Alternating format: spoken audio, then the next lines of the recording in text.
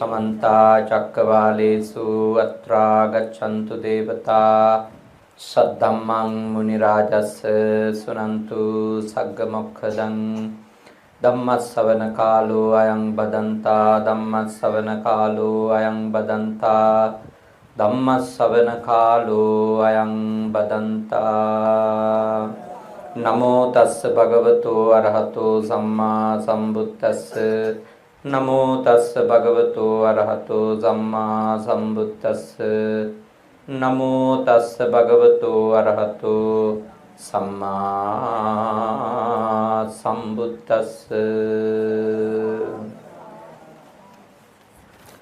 कारुणिक श्रद्धाकामी पिंगතුනි අම්මා කෙනෙකුගේ වටිනාකම අපි කාටවත් කියලා නිම කරන්නට පුළුවන් කමක් නැහැ. ඒකට අපි මේ භාෂාවේ වචන ඇත්තටම මදි. තාත්තෙකුගේ වටිනකම අම්මා කෙනෙකුගේ වටිනකම කියලා නිම කරන්න පුළුවන් කමක්.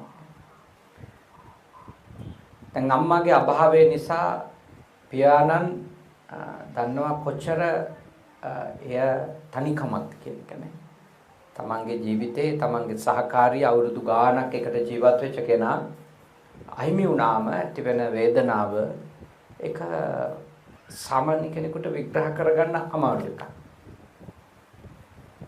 මොකද අවුරුදු ගාණක් එකට ඉන්නකොට ලොකු බැඳීමක් තියෙනවා. සමහර විට නිතර කතා කරේ නැතත් මනසින් ලොකු බැඳීම් තියෙනවා. ඒ බැඳීම් කියන ඒවා ගමන් කරන ස්වභාවය ස්වરૂපය වෙනස්. කොහොමද? බුදුහාමුදුරුවන්ගේ දේශනාවට අනුව මරුණු හැම කෙනෙක්ම පින් අනුමෝදන් වීමක් සිද්ධවන්නේ නැහැ. හැම කෙනෙක්ම පින් ගන්නට ඉන්නවාය. හැමෝම පින් අපේක්ෂා කරනවාය කියලා එකක් බුදුහාමුදුරුවන්ගේ දේශනාවේ නැහැ. මරුණු අයගේ පරදත්තූප ජීවී කියන പ്രേත ආත්මයේ ඉපදිච්ච පිරිසක් වෙතොත් අන්න ඒ පිරිස ගැන තිරෝකුඩ සූත්‍රයේ සඳහන් වෙන විදියට පින් අනුමෝදන් වීමක් සිද්ධ වෙන්න තියෙනවා ඉඩක්. අර වේළුවනාරාම පූජා කතාව අපි බලනකොට පේනවා වේළුවනාරාමය පූජා කරපු අවස්ථාවේ බිම්බිසාර රජුරෝ එදින රැයෙහි ටිකක් අමුතු විකාර රූපී සිහින දකින්නවා. අමුතු පිරිසක් රැ එළි වෙනකන් ඔහුට හීනෙන් පේනවා. භාග්‍යවතුන් වහන්සේ එක්ක ඒ කතාව සඳහන් කරාම පසුදින භාග්‍යවතුන් වහන්සේ සඳහන් කරනවා තා දිගු කාලයකට පෙර එතුමගේ නෑදෑයෝ ටිකක් තමයි ඔය පෙනී සිටියේ. ඒගොල්ලෝ පරදත්තූපජීවී කියන പ്രേතාත්මේ ඉන්නවාය. ඒ පිරිස පින් අපේක්ෂාවෙන් ඉන්නවාය. ඔබතුමා දාන පූජාවක් කරලා පින් අනුමෝදන් කිරීමක් කරන්නයි කියලා තථාගතයන් වහන්සේ වදාළ බව ඒ බෞද්ධ කතාවේ තියෙනවා. ඒ අනුව බිම්බිසාර රජුරෝ හොඳ දානයක් දෙනවා බුද්ධ ප්‍රමුඛ මහරහතුන් වහන්සේලාට. දානේ අවසානයේ පින් අනුමෝදන් කිරීමක් කරනවා. එදා රැ නිදා ගන්නකොට අර පිරිස සතුටින් ඉන්නවා පේනවා. හැබැයි ඇඳුම් නැතුව. සතුටින් ඉන්න බව පේනවා. එයත් තථාගතයන් වහන්සේට සඳහන් කරාම තථාගතයන් වහන්සේ සඳහන් කරනවා වස්ත්‍ර පූජාවක් කරන්න කියලා. මේ ඔක්කොම තියෙන්නේ බෞද්ධ කතාවේ. වේළුවනාරාම පූජාවට අදාළ බෞද්ධ සාහිත්‍යයේ තියෙන ප්‍රවෘත්තියක් මේක. ඊට පස්සේ වස්ත්‍ර පූජාවත් කරාම ඒ අය එතනින් පස්සේ එතුමාට කරදරකාරී ලෙස පෙනුනේ නැයි කියන එක සඳහන් වෙනවා.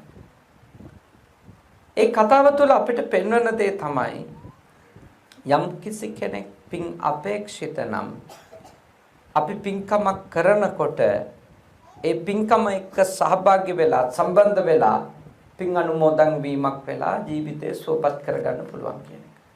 ඒ තමයි කතාවෙන් අපිට පෙන්වලා දෙන මූලික සාරය වන්නේ, පණිවුඩය වන්නේ. දෙවියෝ අතර හිටියොත් ඒත් පින් ගන්න පුළුවන්. මොකද අපි දේවතාරාධනයකුත් සිද්ධ කරන්නේ. අපි දේවතාරාධනයකුත් සිද්ධ කරා. සමන්තා චක්කවාලේසු මුළු සක්වලම රැස් වෙලා සිටින අත්‍රා ගච්ඡන්තු දේවතා දෙවිවරු මෙහි පැමිණෙත්වා කියලා ආරාධනාවක් සිදු කළා. දෙවියෝ පින් අපේක්ෂිත දෙවියෝ පිනට කැමති දෙවියෝ සම්මාදිට්ඨික දෙවියෝ මේ ස්ථානෙට රැස් වෙලා බණහලා එයත් පින් සිදු කරගන්න පුළුවන්. ඒ අතර මව් හෝ පියා හෝ ඉපදිලා හිටියොත් එයත් මේ පින්කමේ කොටස්කාරයෝ වෙන්න තියෙන ඉඩකඩ වැඩි. මේ ඔක්කොම ශ්‍රද්ධාවෙන් කරන උපකල්පන. දෙවිවරු අතර ඉපදිලා හිටියොත් දෙවියෝ ඇවිල්ලා බණ අහලා පින් අනුමෝදන් වෙයි. පරදත්තූපජීවී කියන പ്രേත කොටස් ඉපදිලා හිටියොත් ඒගොල්ලොත් ඇවිල්ලා බණ අහලා පින් අනුමෝදන් වීමක් වෙයි. මේවා අපි ශ්‍රද්ධාවෙන් උපකල්පනය කරනවා. මේවා අපිට තහවුරු කරන්න සාක්ෂි නැහැ. මේ මිය ගිය කෙනා එනවාය. පින් අනුමෝදන් වුණාය. පින් අනුමෝදන් වෙලා වෙන භවයකට ගියාය. එහෙම කියලා අපිට ඉතින් තහවුරු කරන්න සාක්ෂි නැහැ. ඒ වගේ දේවල් තහවුරු කරගන්න අපි යන්න ඕනෙත් නැහැ. ඒ වගේ දේවල් සෙව්වාය කියලා අපිට ඇතිවෙන ප්‍රතිඵලයක් නැහැ. ඔය ප්‍රශ්නේ අහුවා මිලිඳු රජුරෝ නාගසේන හාමුදුරන්. දැන් ඔය පින් දෙනවා. නැත්තම් හොඳට පින් කරනවා මිනිස්සු. පින් දීමෙන් පින් අනුමෝදන් වෙලා හරි නැත්තම් තම තමන් පින්කම් කරගෙන හරි ඉඳලා කවුරු හරි කෙනෙක් මිය ගියාම පින් කරපු අය දිව්‍ය ලෝකෙ ගියාය පව් කරපු අය අපායෙ ගියාය කියලා ඔබ වහන්සේලාගේ ආගම්වල උගන්වනවා අය. ඉතින් කොහොමද ඒක ඔප්පු කරන්නේ? අපායෙ ගියපු එක්කෙනෙක්වත් ඇවිල්ලා කාට හරි කියලා තියෙයිදයි මම අපායේ කී මේ පව් හින්දාය ඔබලා පව් කරන්න එපාය කියලා. මම දිව්‍ය ලෝකෙට සුගතියට ගියේ මේ පින් හින්දාය ඒ හින්දා ඔබලා දිගටම පින් කරන්නයි කියලා කවුරු හරි කෙනෙක් කියලා තියේද කියලා මිලිඳු රජුරුව නාගසේන හාමුදුරුවන්ගේ ප්‍රශ්නයක් අහනවා. නාගසේන හාමුදුරුවෝ ඒකට ඊටාම තර්කානුකූල උත්තරයක් දෙනවා. අහනවා දිව්‍ය ලෝකේ අවුරුද්දක් හෝ දවසක් කියන්නේ කොච්චර කාලයක්ද කියලා. තවතිසා දිව්‍ය ලෝකේ ගත්තොත් මිනිස් අවුරුදු 100ක් තවතිසා දිව්‍ය ලෝකේ එක දවසයි. මිනිස් අවුරුදු 100ක්. මනුස්ස ලෝකේ අවුරුදු 100ක් තවතිසා දිව්‍ය ලෝකේ එක දවසයි. එවැනි අවුරුදු 100 ඒවා 30ක් එක්ක වුණාන් තමයි එහෙ මාසයක් එන්නේ. ඉතින් අහනවා ඔබතුමා හිතනවද මැරිච්ච ගමන් කෙනෙක් දිව්‍ය ලෝකේ ඉපදුනොත් එවැනි කෙනෙක් එයි කියලා ඔබට පණිවුඩ කියලා යන්න. සමහර විට සති දෙකකට පස්සේ ආවත් එතකොටත් අවුරුදු 50ක් එයාගේ මරණයෙන් ගත වෙලා. එතකොට ඒ නෑදෑයෝ ඉන්නවද ඒ පණිවුඩේ අහන්න? නැහැ. ඒ නිසා සඳහන් කරනවා ඒව ශ්‍රද්ධාවෙන් ගෞරවයෙන් පිළිගන්න. ඊළඟට අහනවා අපායේ ගිය කෙනෙකුට. අපායේ ගිය කෙනෙකුට ඇවිල්ලා පණිවුඩ කියන්නේ යමපල්ලෝ අවස්ථාව දෙයිද කියලා. මොකද අපි නිරයට වැටුනොත් නිරපාලකයෝ නැත්තම් යමපල්ලෝ කියලා කියන පිරිස අවස්ථාවක් ඉල්ලුවොත් ලබා දෙයිද කියලා රජුරුවන්ගෙන් අහනවා. නෑදෑයන්ට කියලෙන්න ඕනේ මම මේ දස කුසල් කරපු හින්දා තමයි අපාය ආවේ කියලා එනකම් පොඩි අවස්ථාවක් දෙන්න. එහෙම කියලා ඉල්ලුවට ලැබෙයිද කියලා. මිලිඳු රජුරුව කියනවා නෑ කවදාකවත් ලැබෙන්නේ නෑ. එහෙනම් තේරුම් ගන්න කියනවා. අකුසල් කළොත් අපායේ යනවාය කියන එක, කුසල් කළොත් සුගතියක දිව්‍ය ලෝක වැනි භවයක උපදිනවාය කියන එක අපි බෞද්ධ ශ්‍රද්ධාවෙන් තථාගතයන් වහන්සේ කවදාවත් අපිට වැරදි ධර්මයක්, මිත්‍යා ධර්මයක් දේශනා කරලා නෑ. ඒ ශ්‍රද්ධාවෙන් අපි පිළිගන්නවා. ඉතින් ආදරණීය මෑණින් වහන්සේ, කලින් මිය ගියපු ආදරණීය පියාණන් වහන්සේ සමහර විට දිව්‍ය ලෝකයක ඉපදිලා නම් එයත් පින් ගන්නට එන්නත් පුළුවන් නොඑන්නත් පුළුවන්. පරදත්ත උපජීවී പ്രേතාත්ම ඉපදිලා නම් ඒගොල්ලෝ පින් ගන්නට එන්න පුළුවන්. මෙහිම පින් දෙනකොට. ඒත් වෙන പ്രേත භවයක ඉපදිලා නම් පින් ගැනීමක් සිද්ධ වෙන්නේ නැහැ. දැන් ඔය මාතර පළාතේ ඉඳලා තියෙද ඔය ඇත්තොත්? එහෙමයි නේද? කොළඹම හිටියේ. මාතර පළාතේ අපූර්ව දෙයක් තියෙනවා. ඒ තමයි ආමුදුරුවන්ට සංඝික දානයක් දුන්නාම මාතර පළාතේ මිනිස්සු මම හිටියා ඔය දික්කල්ලේ වලස්කල වැවුරු කන්නල ඔය පළාතේ මිනිස්සු මම දැකලා තියෙනවා මේ පිඟානකට නැත්තම් කොක්කොලේකින් වියපු තටුවකට එයා ආස කෑම බීම ඔක්කොම જાති බෙදලා ගිහිල්ලා සෝන ගවිති. මට මතකයි මේ අපේ ඔය වැඩිහිටි හාමුදුරුලා ඒ දානෙට ගියාම අර දානේ සාංගික කරලා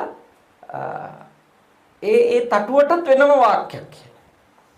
ඒ අරන් යන ඒ සොහොනේ තියන්න යන එකටත් වෙනම වාක්‍යයක් කියලා මිනිස්සුන්ට කියන මේකත් කියවන්න කියලා. අන්නං පානං කාදනීයං භෝජනංච සුගන්ධිකං පතිගන්නාතු සන්තුට්ඨෝ ඥාති පේතා ඉදම් බලි කියලා. මම දන්නේ නැහැ ඒ කියන්නේ මේ ආහාර පාන කාද්‍ය බෝධ්‍ය ආදී දේ මේක බලියක් ඔබ වෙනුවෙන් හදපු මේ පූජාව ඔබ පිළිගන්න කියලා ඥාති ප්‍රේතයින්ට පොඩි පාලියෙන් ආයාචනයක් ඒ පළාතේ කරනවා. දික්කල්ල මාතර ගන්දර වලස්කල ඒ පළාතේ මිනිස්සු එහෙම කරනවා. අපි කුඩා කාලේ සාංගික දාන වලට වැඩියම අපි බලන් ඉන්න වැඩිහිටි සායනාංශ කෙනෙක් අර දානේ සාංගික කරලා ඒ ටික කරලා මේ වාක්‍යයක් කියන්න කියලා කියනවා. ඉතින් ඇත්තටම මියගිය പ്രേතයින්ගෙන් සමහර අය එහෙම කැම බීම අපේක්ෂා කරන പ്രേතයොත් ඉන්නවා. ඒගොල්ලන්ට පින් දුන්නට වැඩක් නැහැ. බඩගින්නේ ඉන්න එක්කෙනාට කැම ටිකක් දෙනවා මිසක එයාට පින් දුන්නට වැඩක් නැහැ. වතුර තිබෙහි ඉන්න එක්කෙනාට වතුර තිබහට පිපාසෙ නිවා ගන්න වතුර ටිකක් දෙනවා මිසක එයාට පින් සිද්ධ වේවා කිව්වට වැඩක් නැහැ. මොකද හැම പ്രേතයම අපේක්ෂා කරන්නේ පින්ම නෙවෙයි. පින් අපේක්ෂා කරන්නේ තවත් හොඳ භවයක උප්පත්තිය ලබා ගන්න බලාපොරොත්තුෙන් ඉන්න පරදත්ත උපජීවී പ്രേත කොටස විතරයි. ඊට අමතරව ධර්මයේ තියෙනවා කුප්පිපාසිත, කාලකංජ, නිජ්ජාම තන්නික, පාංසු පීසාචිකා ඔහොම പ്രേත කොටස ගණනාවක් ගැන තොරතුරු තියෙනවා പ്രേතවත්තු පාළි. කුප්පිපාසිත කිව්වේ බඩගින්නෙන් ඉන්න. පිපාසාවෙන් ඉන්න. ඒකයි නම වැටිලා තියෙන්නේ. පරදත්තූප ජීවී කියන්නේ අනුන්ගේ උපකාරයෙන් අනුන් දෙන දෙයින් නැවත ජීවිතයක් ලබන. දැන් ඒ പ്രേත කොටස වලට නම් ලැබිලා තියෙන්නේ ඒගොල්ලොන්ගේ ආහාරය වන්නේ කුමක්ද? ඒගොල්ලෝ ගෝචර වෙන දේ කුමක්ද ඒගොල්ලන්ට? ඒගොල්ලෝ හොයන දේ මොකක්ද කියන එක මත. ඔය පාංසු පීසාචිකා වගේ പ്രേත කොටස ඒ පස් කාලා මල මුත්‍රා සෙමසොටු වැනි දෑ කාලා ජීවත් වෙන പ്രേතයෝ ගැන තමයි නිජ්ජාම තන්නික ඔය වගේ නම් වලින් අඳුන්වලා තියෙන්නේ. ඒ එහෙම പ്രേතයෝ අතර ඉපදුනොත් අපි මේ පින් කරාට ඒගොල්ලන්ට ප්‍රයෝජනයක් නැහැ. ඒගොල්ලන්ට ප්‍රයෝජනයක් නැහැ. පරදත්ත උපජීවී പ്രേතයින් විතරයි පින් අපේක්ෂා කරන්නේ. ඔය ගොඩාක් අයගේ තියෙන ගැටලුවක් තමයි දැන් මේ නිතර අපි පින් දෙනවා. පින් දීම නිසා මේ මියගිය අය ගෙදරට එන්න පටන් ගනින්න කියලා. ඇවිල්ලා යන්නේ එකක් නැද්ද? සමහරත් කියනවා ගේ ඇතුලේ නිතර පින් දෙන්න එපයි කියලා. කවදාකවත් ඒ අදහස බෞද්ධ අදහසක් නෙමෙයි. බුදු ධර්මයට අනුව පින් ගන්නට එන ඥාතියෙක් പ്രേතයෙක් පින් අනුමෝදන් වුණොත් ඒත් සුවපත් භාවයටපත් වෙලා එතනින් නික්ම යන්නේ නිකන් නෙවෙයි කියලා කියනවා. චිරන් තිට්ඨතු නෝ ඥාති යේසං හේතුං ලභාමසේ මගේ නෑයෝ දිගුකල් ජීවත් වෙත්වා. මොකද මට මේ උතුම් ලාභය ලැබුණේ මගේ නෑදෑයෝ නිසා කියලා හදවතින්ම ආශිර්වාද කරනවා කියලා ධර්මයේ තියෙනවා. එහෙනම් පින් ගන්නට එන ප්‍රේතයෝ නම් කරදර කරන්නේ. හැබැයි අපිරිසිදු දෑ එක්ක ජීවත් වෙන පිළිකුල් කටයුතු දෑ ආහාර කරගෙන ජීවත් වෙන ප්‍රේතයෝ පින් දුන්නා කියලා යන්නෙත් නැහැ. ඒගොල්ලන්ට ආහාර තියෙන තැන්වල තමයි ඒගොල්ලෝ රැඳින්නේ. ඒකනේ ගෙවල් දොරවල් පිරිසිදුව තියන්න කියන්නේ. වැසිකිලි කැසිකිලි බොහෝම පිරිසිදුව තියාගන්න කියන්නේ. ඊළඟට වත්ත පිටිය බොහෝම පිරිසිදුව තියාගන්න කියන්නේ. ඔය අපේ අර පැරණි මේ ගෙවල් පාද බෙදන ක්‍රමයේ තිබුණානේ සංකල්ප දෙකක්. එකක් තමයි බ්‍රහ්මපාද කියලා කියනවානේ. අනික තමයි പ്രേතපාද කියලා කියනවා. දැන් പ്രേතපාදයට අහු වෙන්නේ පිළිකන්නනේ. පිටිපස්සේ කොටස. මොකද හේතුව මාස් මාංශ හොදපු වතුර මිනිස්සු සමහර වෙලාවට කෙල ගහන්නේ. සමහර කෙනෙක් ඊටාම අපිරිසිදු දේවල් හලන්නේ කොහෙටද? පිළිකන්නට. පිළිජත්තනේ. ඒවා විසි කරනවා මිනිස්සු. ඒ තැන්වල പ്രേතයෝ ගැවසෙනවා කියලා අපේ පැරණි සම්ප්‍රදාය පිළිගත්ත. බුද්ධ ධර්ම නෙමෙයි සම්ප්‍රදාය පිළිගත්තා. බෞද්ධ දර්ශනයේ එකක් මට හමු වෙලා නැහැ. සම්ප්‍රදාය පිළිගන්න. ඒ හින්දා මිනිස්සු කවදාවත් ගෙදර බිත්තිය දාන්නේ නැහැ. මොන හේතුවක් නිසාවත් ඉඩමේ අන්තිම කෙලවරට පිළිකන්නක් ඉතුරු කරනවමයි. ඊළඟට බොහෝ ගෙවල් වල මේ මැද මිදුලක් තියුවා ඉස්සර. මැද මිදුලක් තියුවා මොකද ඒ ගේ හදන්නේ වටේට මැද කොටස පුළුවන් තරම් ඉතුරු කරගන්න. එතෙන්ට කියන්නේ බ්‍රහ්මපාද කියලා. බ්‍රාහ්මයෝ ඉන්න තැන. මම දන්නේ ඒකෙන් හොඳ වෙන්ටිලේෂන් හම්බ වෙනවා නේ. يعني පිළිකන්නක් නැති හින්දා ගෙවල් වලට හොඳට වාතාශ්‍රය එන්නේ නැහැ ගොඩක් තැන් වල තාප්ප වට වුණාම. මැද මිදුලක් තිබිච්ච ගෙවල් වල ෆෑන් තිබුණේ නැතත් හොඳ සීතලක් හොඳ වාතාශ්‍රයක් රැඳුණා. ඉස්සර සම්ප්‍රදාය හැම ඒවත් තිබුණා. ප්‍රේතයෝ ඉන්න තැනය, දෙවියෝ ඉන්න තැන, බ්‍රහ්මයෝ ඉන්න තැන කියලා හැම සම්ප්‍රදාය තිබුණා. ඉතින් ඔබගේ ඥාතිවරු කවුරු හරි කෙනෙක් මිය ගියාට පස්සේ දෙවියෝ අතර ඉපදුනොත්, බ්‍රහ්මයෝ අතර ඉපදුනොත් සමහර විට පින් අපේක්ෂා කරයි. ඒගොල්ලන්ට අපි පින් නොදුන්නත් ඒගොල්ලන්ට පින් කරගන්න පුළුවන්. අපි ඒගොල්ලෝ වෙනුවෙන් පින් අනුමෝදන් කිරීම කරන්නේ අපි අර පින් දීම පිනක් ලෙස පිළිගන්න. පිනක් ලෙස පිළිගන්න නිසා. අපේ බුද්ධ ධර්මයට අනුව පින් දීම කියන්නේ මොකද්ද? පින්කමක්. දස පුණ්‍ය ක්‍රියාවල තියෙන පත්ති දාන. පත්ති දාන කියේ මොකටද? පින් අනුමෝදන් කිරීම. ඒකනේ ප්‍රාප්ති දානමය පින්කමක් කියලා කියන්නේ සාංගික දානවලදී. ඒ කියන්නේ පින් දෙන්න දම් දෙනකොට සායනාංශල කියනවා මෙය ප්‍රාප්ති දානමය පින්කමක්. පින් දෙන්න කරන පින්කමක්. එතකොට පින් දීම කියන්නේම පින්කම. පත්තානුමෝදනා කියන්නේ මොකද්ද? කරන පින්කමක් අනුමෝදන් වෙන එක. දැන් මෙතෙන්ට ආපු ඇත්ත කරන්නේ මොකද්ද මේ? පත්තානුමෝදනාවක්. මේ ගෙදර අය අද පින්කමක් කරනවා. ඒ පින්කම මෙතෙන්ට ඇවිල්ලා ඔබත් අනුමෝදන් වෙනවා. ඔක්කොම පින්කම් ඒවා. දානේ වගේම දන් දීමෙනුත් පින් සිද්ධ වෙනවා. පින් දීමෙනුත් පින් සිද්ධ වෙනවා. පින් අනුමෝදන් වීමෙනුත් පින් සිද්ධ වෙනවා.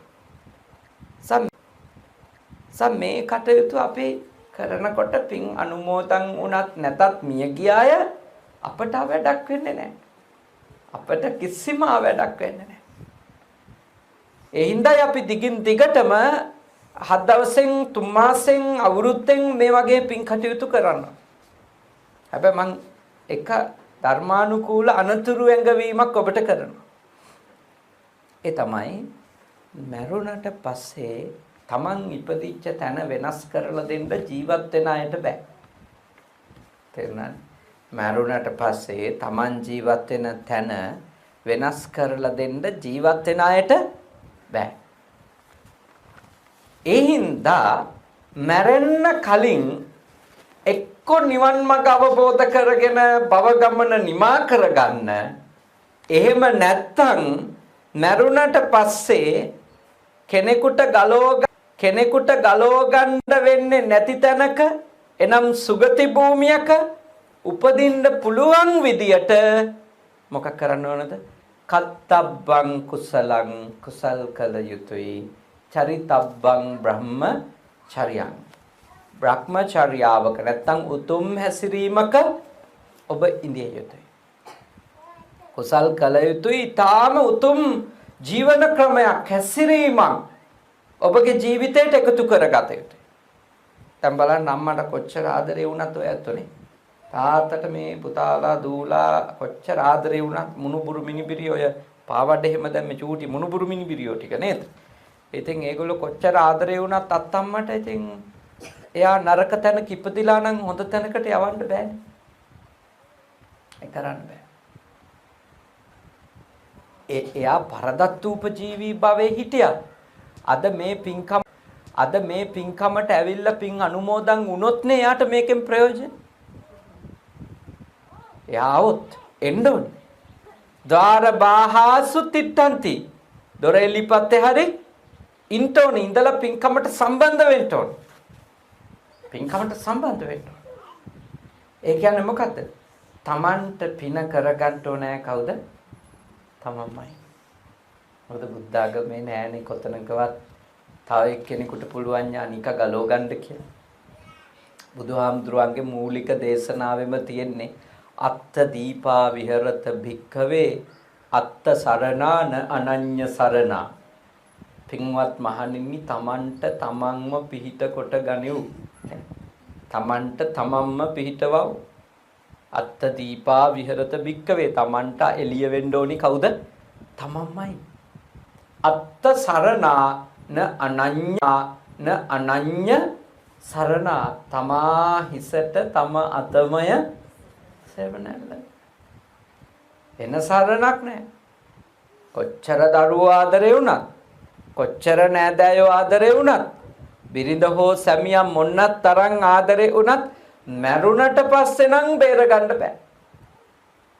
දැන් හොඳට තේරුම් ගන්න ඕනේ අපි පින්කම් කරනවා අපේ හිත හදාගන්න.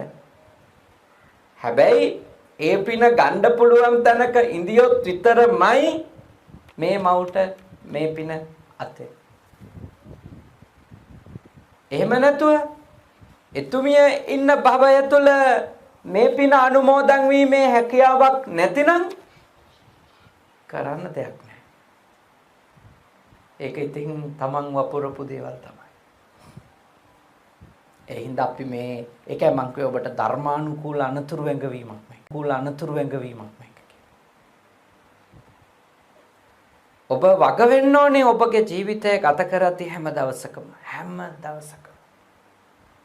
මොකද අපි ඕනෑම කෙනෙක්ගේ අන්තිම දවස අද දවස වෙන්න පුළුවන්. අපි ඕනෑම කෙනෙක් වයස ගියේ වුණා නේද? මොනතරම් දැනුගත් වුණා කොච්චර සල්ලි තිබුණා අපි ඕනම කෙනෙක්ගේ අන්තිම දවස අද දවස වෙන්න පුළුවන්.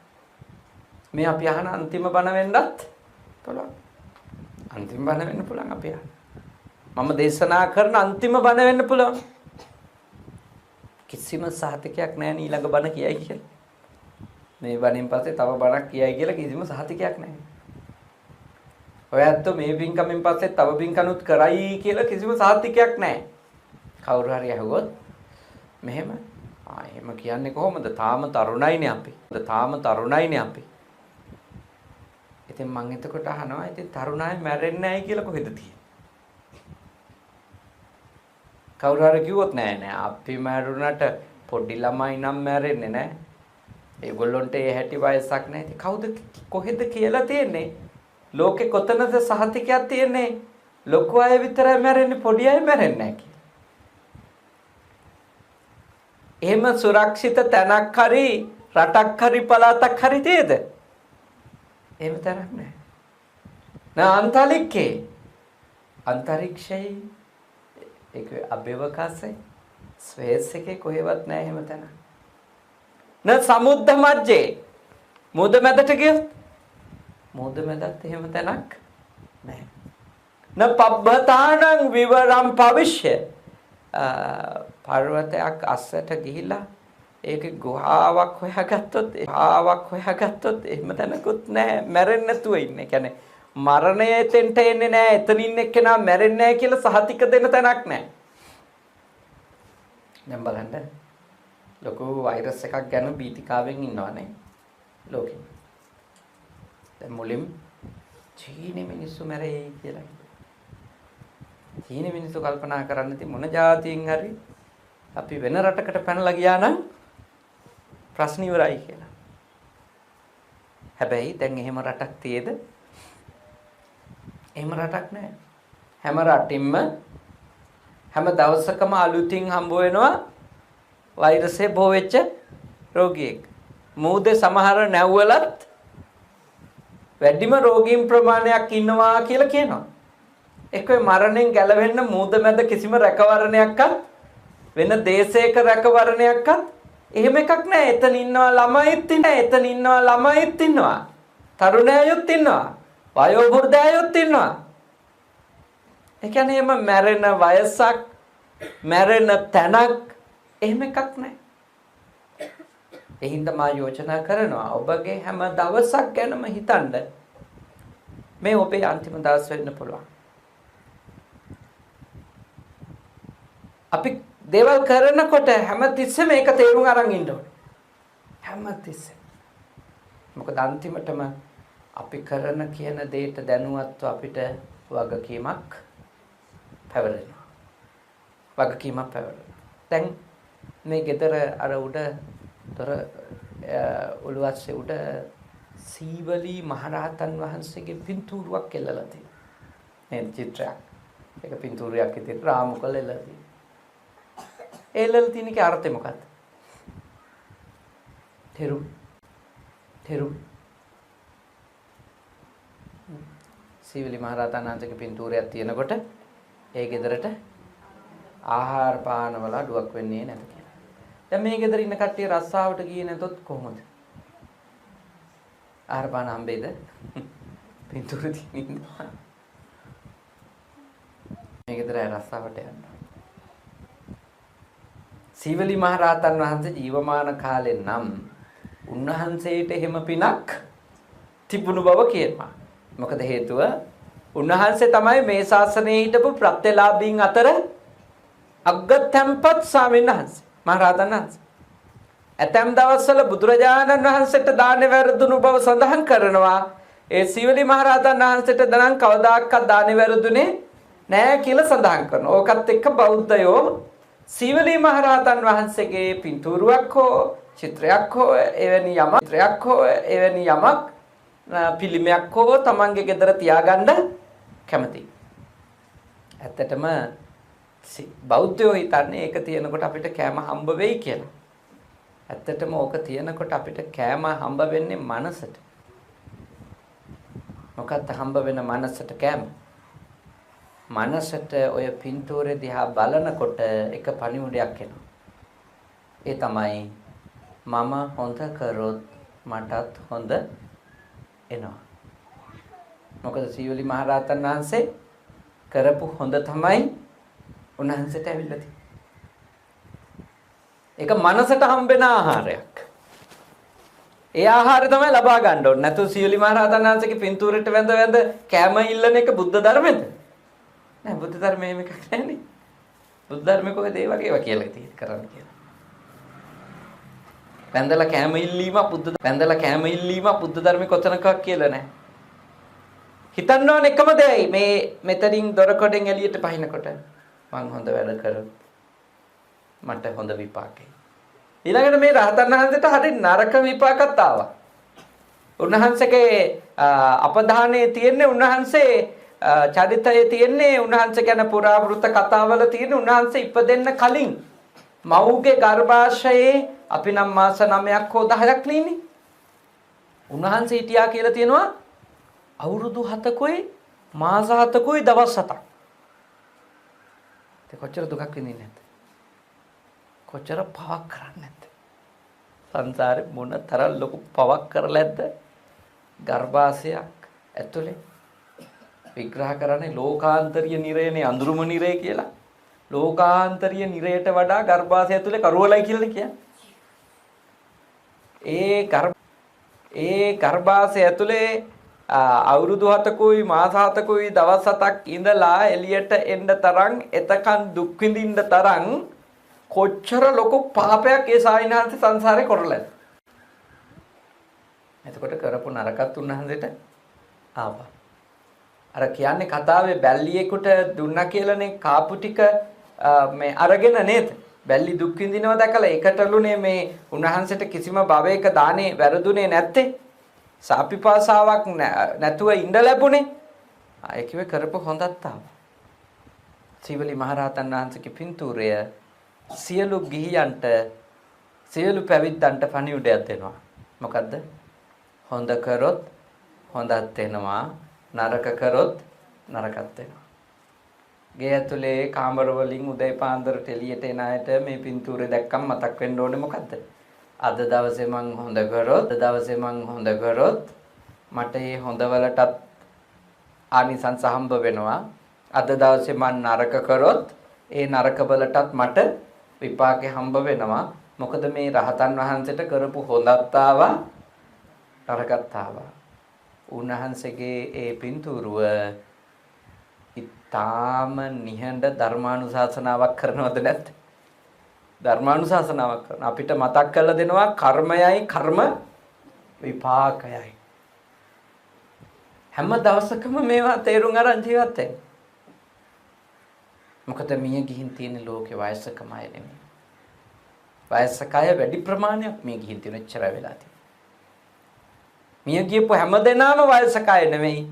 වයසක අය වැඩි පිරිසක් මිය ගිහින් තියෙනවා. ඒක තථාගතයන් වහන්සේගේ ධර්මයේ දේශනාවේ අපිට පෙන්වලා තියෙන්නේ කෙනෙක් ආයුෂ ඉවර වෙලා මැරෙන්න පුළුවන්. තව එක්කෙනෙක් කර්ම ශක්තිය ඉවර වෙලා මැරෙන්නත් පුළුවන්. තව එක්කෙනෙක් ඒ දෙකම ඉවර වෙලත් මැරෙන්න පුළුවන්. සමහර එක්කෙනෙක් ඔය ටික ඔක්කොම තීත්‍ති වෙන ශක්තියක් බලපාලා මැරෙන්නත් පුළුවන්. ආයුක්ඛය මරණය, කම්මක්ඛය මරණය, උභයක්ඛය මරණය, උපච්ඡේදක මරණය. මේ පහන වගේනේ. මේ බුදුරජාණන් වහන්සේ අභියස අපි දැල්ලපු මේ පහන් සෙල නිවෙන්න පුළුවන් ක්‍රම තියෙනවා. එකක් තමයි පහන් tire ඉවර වෙලා නිවෙන්න පුළුවන්. ඒක හරියට ආයුක්ඛය මරණ වගේ. පහන් tire ඉවරයි තෙල් තියෙනවා. පහන නිවෙන්න පුළුවන්. ආයුෂ ඉවරයි. පින කර්ම ශක්තිය තේ ඒත් ආයුෂ ඉවරයි. කෙටි ආයුෂ.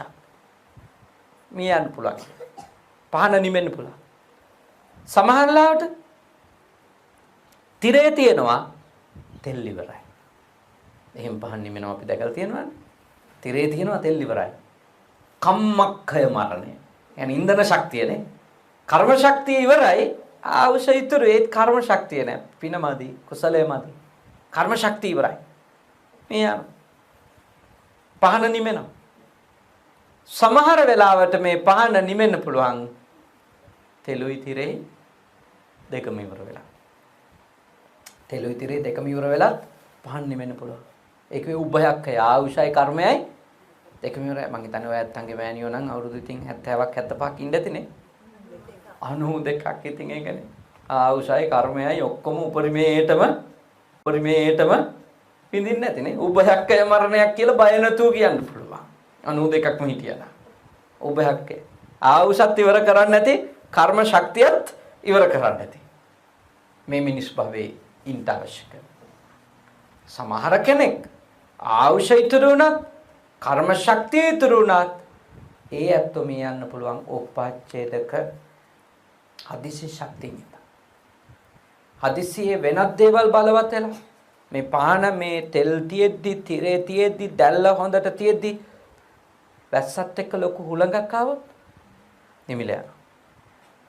කෙනෙක් අහන්න බලන්න තෙල් තියෙනවනේ. මොකද නිවෙන්නේ? තිරේ තියෙනවනේ. මොකද නිවෙන්නේ කියලා. තෙල් වලටයි තිරේටයි දැල්ලටයි යන්න පුළුවන් ඒ තුන එකතු වෙලා ගොඩනගාගත්තු ශක්තියෙන් හැබැයි ඊට වැඩිය බලවත් ශක්තියක් ආවොත් එළියෙන් මේකට ඔරොත්තු දිගන්න බැරි වෙනවා. අන්න ඒවට කියන උපච්ඡේදක මරණ.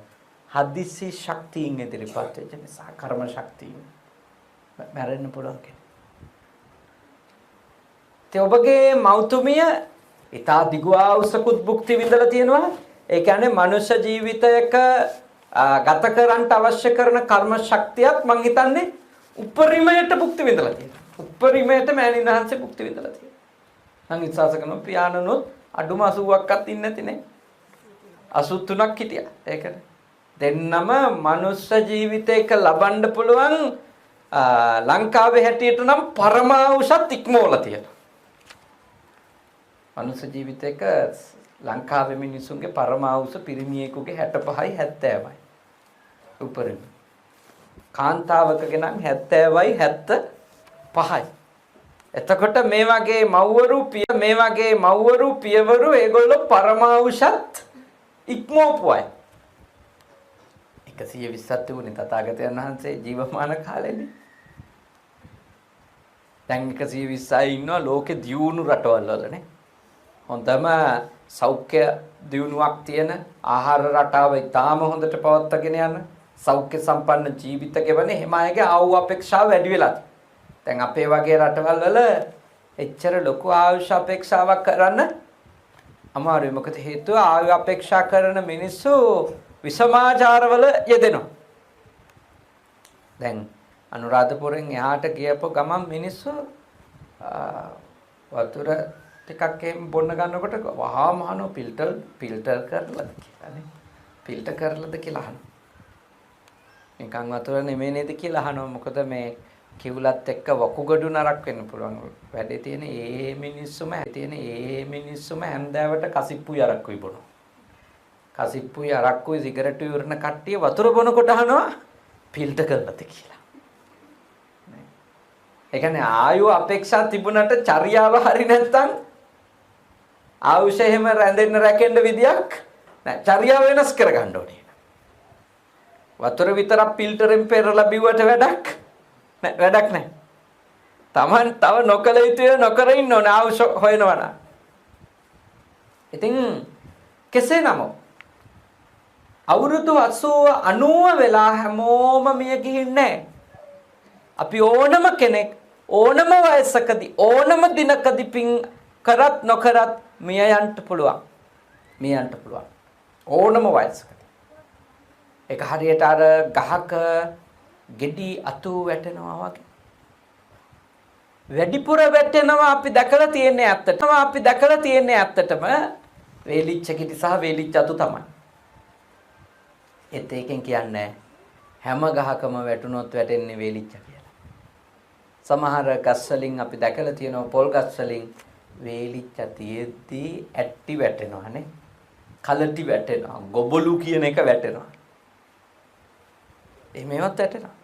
ඒ නිසා කවුරුත් හැම දවසකම හිතන්න ඕනි මරණ ධම්මෝමි. මම මරණය කියන ධර්මය ස්වභාව කොට ඇති කෙනෙක්. මරණං අනතීතෝති. මරණය කියන ධර්මය ඉක්මවන්ට බැරි කෙනෙක්. අබින්නම් පච්චවෙක්කිතබ්බං. ඒක නිතර මතක් කරන්න. මරණ ගැන මතක් කිරීමෙන් අපි යහපත් වෙනවා. ගොඩාක් අය මරණය මම මැරෙයි නේද? මට තා වැඩි කාලයක් ජීවත් වෙන්න නෑ. ඔය වගේ වාක්‍ය කිව්වොත් එහෙම Taman ආදරය කරන කෙනෙක් රණ්ඩු කරනවද නැද්ද? රණ්ඩු කරනවා. මොකද ඒ වගේ ඒවා කියන්නේ ආව කැපෙන කතා කියලා අපේ හිත රිද්දනවා. එහෙම කියලා කියනවා. ඒ කියන්නේ අපේ ප්‍රියයෝ අපිට මරණය ගැන මෙනෙහි කරන්න දෙන්නේ නැහැ. ඇත්තටම කිව්වොත් දෙන්නේ නැහැ. මරණය ගැන මෙනෙහි කරන්න හදනකොට රණ්ඩු කරන්න යනවා. ඇත්තටම භාග්‍යවතුන් වහන්සේ අපිට කිව්වේ මරණය ගැන නිතර මතක් කරන්න කියලා. එතකොට තමයි ඔබගේ ප්‍රියයා තවත් යහපත් එක්කෙනෙක් වෙන්නේ. මම මැරෙන කෙනෙක් අද වුණත් මම මිය යන්න පුළුවන් කියලා කවුරු හරි එක්කෙනෙක් නිතර මතක් කරනවා නම් මම ඔබට සිහිපත් කරනවා ඒ ඇත්තගේ යහපත්කම අනිත් මිනිස්සෙකුට වඩා අබමල් රේණුවක් හරි වැඩි. අබමල් රේණුවක් තරමක් හරි වැඩි මැරෙනවා කියලා හිතන මිනිහ. මැරෙනවා කියලා හිතන මිනිහ. ඔය අපි මැරෙන්නේ ඔයා නම් මැරෙන්නේ කී අපි ඔළුවට දානවා නේද? ඒක තරම් මිනිස්සෙක් නරක වෙන්න බලපාන වෙන දෙයක් නැහැ කියලා මම හිතනවා. ඔය ස්පිරිතාලයකට ගියත් ගොඩාක් අය කරන එකක් තමයි දොස්තර මහත්තයා දිනක් නියම කරලා තියෙනවා මෙතනින් එහාට නම් මෙයා ඉන්නේ නැහැ කියලා. හැබැයි ගෙදර අය මොකද කියන්නේ? ගෙදර අය කියනවා බය වෙන්න එපා. සති දෙකකින් ගෙදර යන්න පුළුවන් කිව්වා. එතකොට අර මරණ මංචකයේ ඉන්න එක්කෙනාවත් මරණය ගැන තේරුම් ගන්නවද? නැහැ. එයාත් ජීවිතය ගැන තණ්හාවම ඇති කර ගන්නවා. එයා තව තවත් මේ ලෝකෙට ඇලෙන හැටි ගැන හිතනවා. අපි ඒක කරන්න හොඳ නැහැ කාටවත්. අපි ජීවිතයේ යථාර්ථය කතා කරන්න. ජීවිතයේ යථාර්ථය කතා කරාය කියන එක අවඩක් වෙලා අපිට හානි වෙන්නේ නෑ. ඒක මේ මෝඩ පොසිටිව් තින්කින් කට්ටියගේ අදහසක්. ඒක මේ ඔක්කොම මේ ධනාත්මකව හිතන්න ඕනේ මැරෙයි කියලා හිතන්න හොඳ නෑ. එතකොට ඒක අනිත් පැත්තට එනවා. ඒක යථාර්ථය නෙමෙයි. එහෙනම් මරණය ගැන කතා කිරීම නිසා මරණය ගැන සාකච්ඡා කිරීම නිසා කවුරු හරි ඉක්මනින් මැරෙනවා නම් ඉස්සෙල්ලා මැරෙන්න ඕන දොස්තරලා ටික. ඇයි ඒගොල්ලෝ වැඩිපුරම කතා කරන්නේ? මරණය නේද? මැරෙන හැටි. මරණ ගැන ඒගොල්ලෝ කතා කරන්නේ. එහෙනම් මැරෙන්න එපා. නර්ස්ලා එපා ඉක්මනටම මැරෙන්න. දොස්තර මහත්තුරු එපා ඉක්මනටම මැරෙන්න. සාත්තු සේවක සේවිකාවෝ එපා ඉක්මනට මැරෙන්න. මොකද අඩුම දවසේ එක සැරයක් හරි මරණ ගැන කතා කරනවා.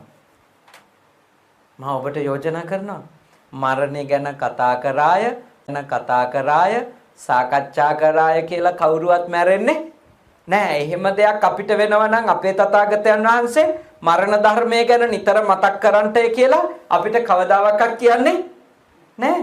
අපිට එහෙම කියන්නේ නෑ තථාගතයන් වහන්සේ. එහෙම මෙනෙහි කිරීම නිසා මැරෙනවා නම්. එහෙම මෙනෙහි කිරීම නිසා මැරෙන්නේ නෑ.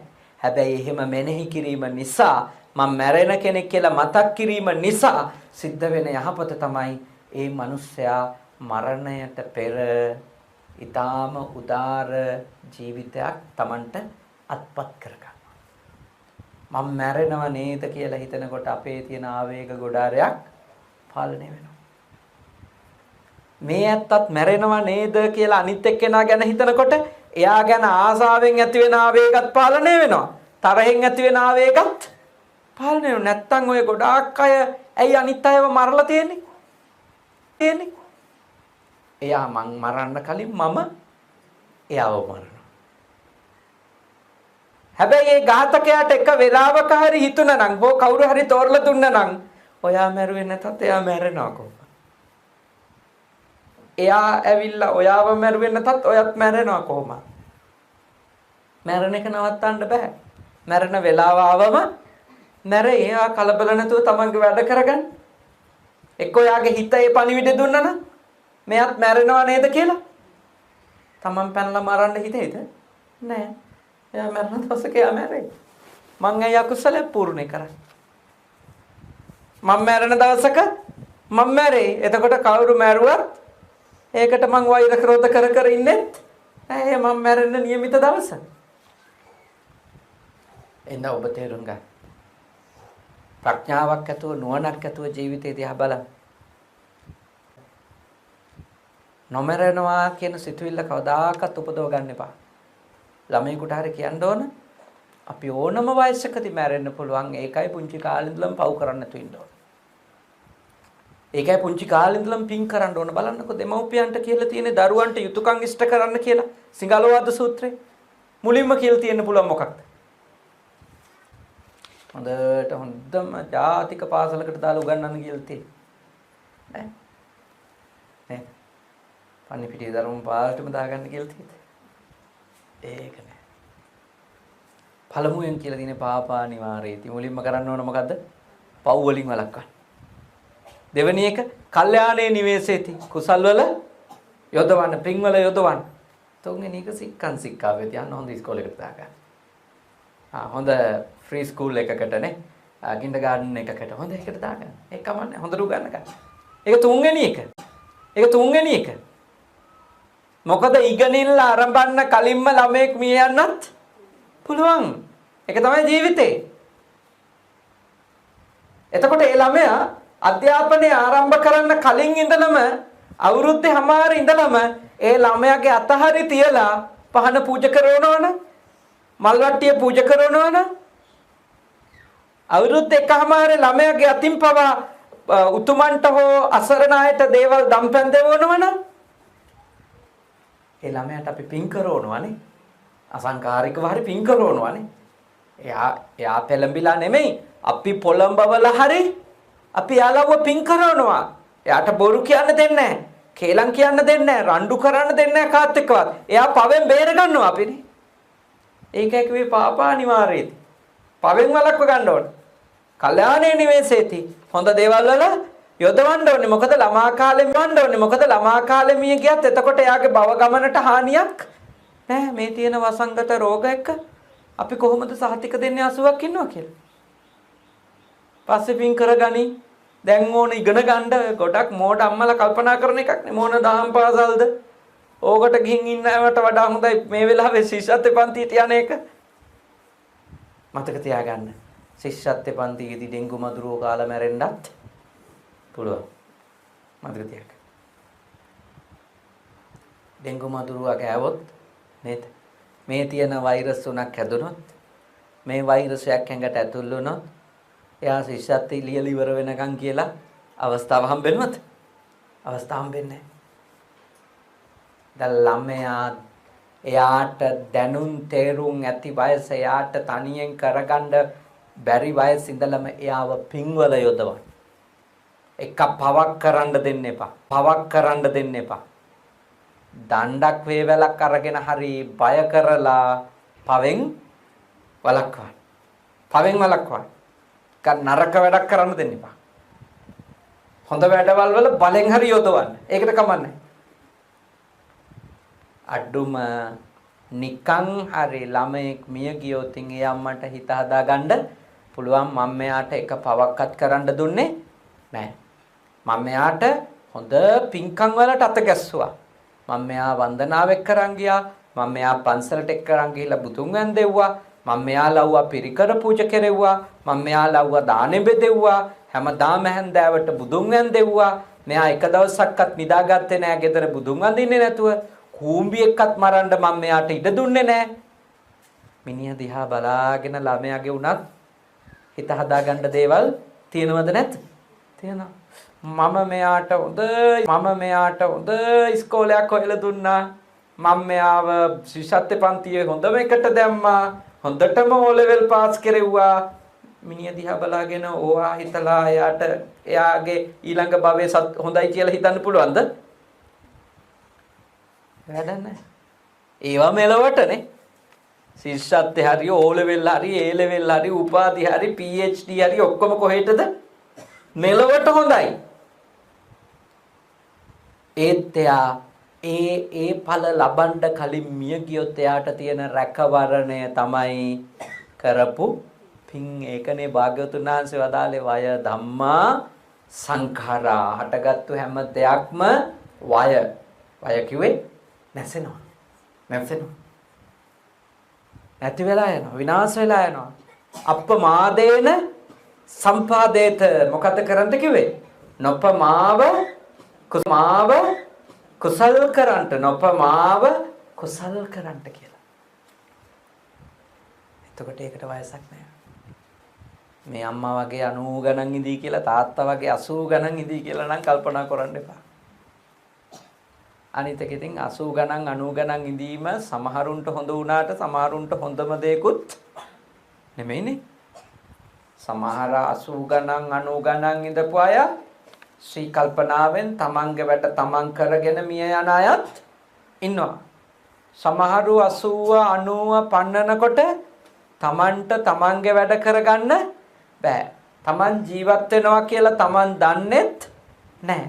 එතකොට ඒ දීර්ඝායුෂ හොඳක් වෙලාද? නැහැ. ඒක මහලක හොඳක් නෙවෙයි සිහි කල්පනාවකුත් නැහැ. තමන්ගේ වැඩ කරගන්නත් බෑ. ඒ 80 90 ගැන එච්චර ලොකුවට ගණන් හදන්න යන්න එපා. ඒක සම්ඩ එපා. ඒක සමහරුන්ට හොඳයි. සමහරු අවුරුදු 100 දී සිහි කල්පනාවෙන් ඉන්නවා. මට එහෙම ස්වාමීන් වහන්සේ කෙනෙක් හම්බුණා. ස්වාමීන් වහන්සේ කෙනෙක්ගේ අම්මා අවුරුදු 100යි. ඉතින් බණකට ඇවිල්ලා හිටියා. මං ඇහුවා මේ අම්මට ඉතින් අම්මා එක්කරන් ආවා කියලා ආවාසෙදි කිව්වම මං ඇහුවා බණ ඇහෙනවද කියලා. ගිහිල්ලා බලන්ටකෝ කිව්වා. බණ ඉවර වෙනකන් වැඳගෙන අහන් හිටියා. පොඩි පුටුවක වාඩි වෙලා. තේට ඇහෙනවා. අවුරුදු 100 දිත් තමන්ගේ වැඩ තමන්ම කරගන්න. ඒ දීර්ඝායුෂ ඉතින් සාපේක්ෂව හොඳයි. ඒත් මතක තියාගන්න නේ බට ගහගෙන පැකට් එල්ලගෙන වේත් බීබි ඒකේ වෙන 80 90 නම් එච්චර හොඳම එකක් නෙවෙයිනේ. දුකක් නේ තරහෙන් ඉන්න එතකොට වැඩි වෙලාව. ලෙඩ එක ගෙවන ජීවිත ගොඩක් වෙලාවට ගෙවෙන්නේ සන්තෝෂෙන්ද ද්වේෂයෙන්ද? ආරිම ද්වේෂේ. ඒක නෙවෙයි ලෙඩ වැඩි වෙන්න සමහරු වයසට ගිහිලා මලයක් ඉන්නියෝ වගේ නේ. ආණ්ඩු කරන එකමයි වැඩේ. පුප්පන එකමයි වැඩේ නේ. මූණු එල්ලාන ඉන්නේ කොච්චර. අර ලෙඩ අමාරුත් එක්ක තරහක් එනවනේ.